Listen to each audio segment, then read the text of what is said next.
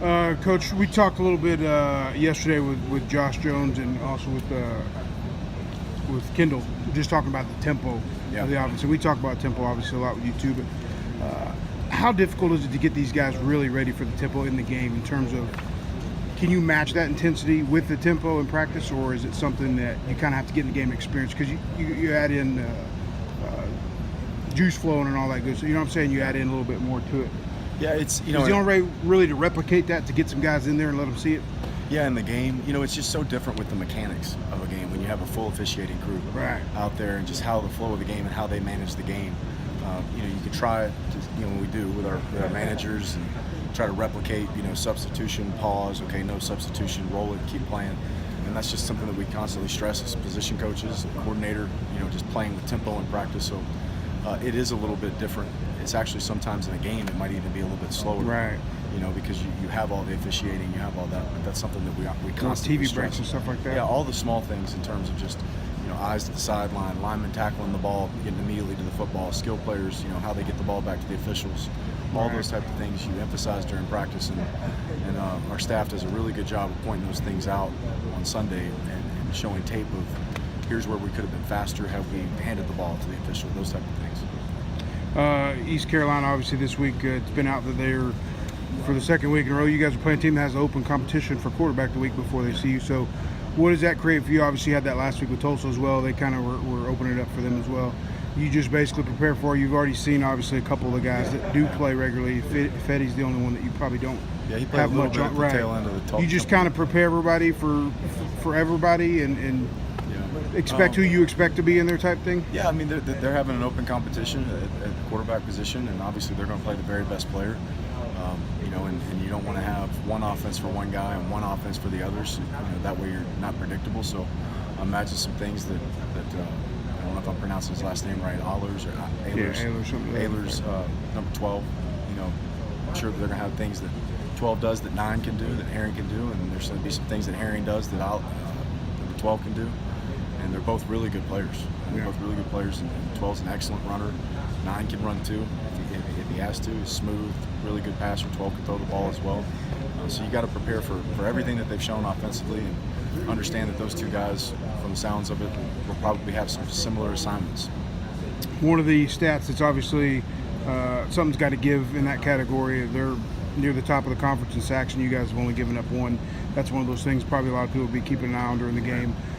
How much credit do you give, and obviously you're going to give a ton of it, but what can you say about the job that Clem's done since he's arrived as far as getting this line, cohesive unit and this new system, and how much the line has really flourished, considering they were in the spring, we were talking about offensive line being a position of concern heading into the season?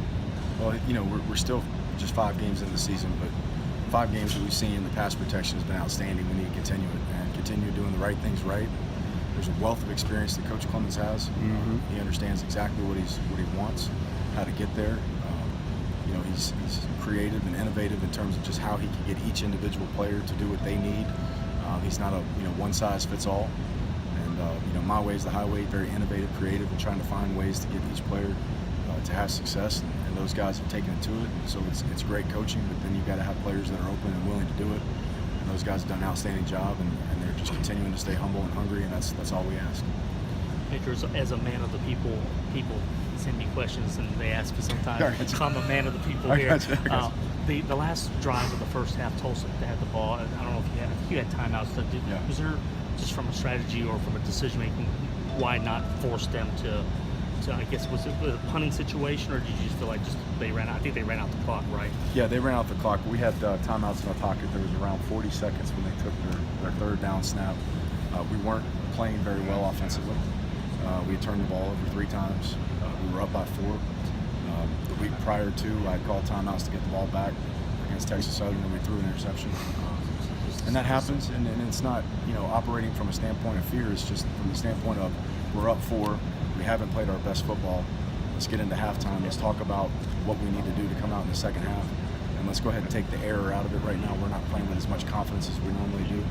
So our defense is playing well. Let's let them run the clock out. We'll come out in the second half. They get the ball. Let's go play great defense. Okay. And I know we hit on this in the off season or in the camp, but there were some opportunities for Ed on. Is that you're not looking maybe at him on offense as much anymore, or is that kind of a pipe dream type deal where? Well, I mean, when the opportunity presents itself, we'll go to that. But we got to be honest about what he means to our football team and what he means to our defense, and it's entertainment, and I understand that, and I think it's fun. But I think we've got some really good backs that can go in on the goal line and score as well. And just where is he going to help our football team long term, in relative to our goals as a football team? And that's playing great on the defensive line. And, we just you don't want to do something that takes away your best player. I mean, do we want to put De'Eric over there even though he can run and cover people and let him be on a third down package? No, he's pretty important as a quarterback. So it's what's best for our team. No, I mean, yeah, and I'm not. Yeah, no, it makes perfect sense. Still could come up if the situation presents itself. Obviously, it's gonna be one of those you won't know till the moment.